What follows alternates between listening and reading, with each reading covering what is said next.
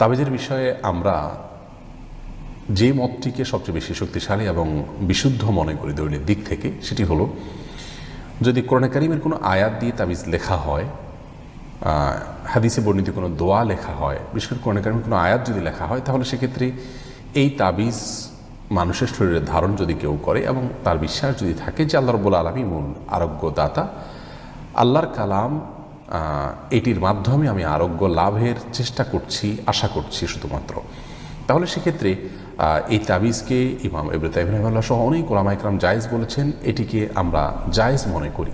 তবে সুন্নাহ এবং নবী করিম সাল্লাল্লাহু আলাইহি সাল্লামের যে পন্থার কথা আমরা জানি সেটি কিন্তু এটি নয়। অর্থাৎ নবী করিম সাল্লাল্লাহু আলাইহি সাল্লাম কখনো তাবিজ ধারণ করেননি, কাউকে দেননি, কাউকে দিতে বলেননি। কোরআনে কারিম শেফা হিসাবে এসছে এবং নবী আলাইহিস সালাতু ওয়াস সালাম কোরআনে কারিমকে সেটাকে তিনি শেফা হিসাবে গ্রহণ করেছেন, কিন্তু তার পদ্ধতিটা ছিল ঝাড়ফুঁক। অতএব সুন্নাহ হলো ঝাড়ফুঁকের পদ্ধতিতে যাওয়া, তাবিজ এটি সুন্নাহ নয়। আর আমাদের দেশে তাবিজের সবচেয়ে বড় অংশ হলো সাংকেতিক চিহ্ন দিয়ে লেখা, ফেরাউন, হামান, নমরুদ, এই সমস্ত শব্দ, নাম, এগুলো লিখে লিখে তাবিজ লেখা। তারপরে তাবিজ যারা করেন তো তাদের প্রফেশনাল হিসেবে বানিয়ে নিয়ে সেখানে আপোষের তাবিজ, বিচ্ছেদের তাবিজ, হেন কোনো কাজ নেই করা, যেগুলো থেকে মানুষ আস্তে আস্তে যাদের দিকেও চলে যায়। অতএব এই দুয়ার বন্ধ করার জন্য হলেও প্রচলিত তাবিজের যে প্রথা আছে এটি থেকে আমাদের বেরিয়ে আসার চেষ্টা করা উচিত এবং সুন্নাহ সম্মত যে আপনার কোরআনে কারিমকে শেফা হিসাবে গ্রহণ করার যে পদ্ধতি নবী করিম সাল্লাল্লাহু আলাইহি ওয়াসাল্লাম থেকে আমরা পাচ্ছি সেটিকে আমাদের গ্রহণ করা উচিত। সাহাবায়ে কেরামের মধ্যেও আপনার ঝাড়ফুঁকের বিষয়টি ব্যাপকভাবে প্রচলিত ছিল। অতএব সেই সুন্নাহকে আমাদের আঁকড়ে ধরা উচিত এবং সুন্নাহ যা নয়, নবী সাল্লাল্লাহু আলাইহি ওয়াসাল্লাম যেটি করেননি, যে পদ্ধতি তার থেকে অন্তত বর্ণিত হয়নি, সেটি মানে কেন আমাকে করতে হবে? কোরআনকে শেফা হিসাবে গ্রহণ করার জন্য নবী সাল্লাল্লাহু আলাইহি ওয়াসাল্লামের সুনির্দিষ্ট আদর্শ রয়েছে।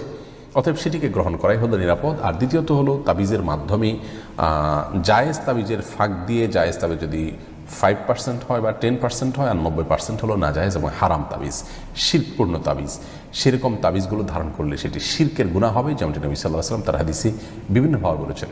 অতএব তাবিজ এর মধ্যে যদি আল্লাহ ছাড়া অন্য কারোর নাম বা এই ফেরাউন, নমরুদ, হামান বা সাংকেতিক চিহ্নের মধ্যে নানা রকম উদ্দেশ্যমূলকভাবে সাংকেতিক চিহ্ন এবং সাংকেতিক চিহ্নের একটা ইতিহাস আছে, যেটা আমরা বলেছি, এগুলো যদি ধারণ করেন এবং অনেকে দেখা গাছের গোড়া টোড়া ইত্যাদি লাগিয়ে রাখেন, এগুলো ইমানদার হিসেবে আমাদের জন্য করা উচিত এবং সেগুলো শিরকের অন্তর্ভুক্ত হবে। হিন্দুদের মধ্যেও প্রচলিত এই প্রথার মাদুলি এটা প্রচলিত আছে। অতএব কোরআনকে নবী করিম সাল্লাল্লাহু আলাইহি সাল্লাম যেভাবে শেফা হিসেবে গ্রহণ করি আমরা সেভাবে শেফা হিসেবে গ্রহণ করব। তাবিজ এটা একটা অনেক লোকের এটা তাবিজ দেওয়া এটা ব্যবসায় পরিণত হয়েছে, এটা একটা পেশায় পরিণত হয়েছে এবং পেশা এবং পয়সার তাগিদে আপনার হেন কোনো অপকর্ম নাই যেটি তাবিজের ব্যবসায়ীরা তারা করেন না, ইল্লা মার রাহিমা রব্বি, খুবই কম পরিমাণ মানুষ বাদে। অতএব যেখানে বেশিরভাগই হয় অন্যায়, সেই পথটির বন্ধের দিকে আমাদের বোধ হয় যাওয়া উচিত। আল্লাহ তাআলা আমাদেরকে বোঝার তৌফিক দান করুন।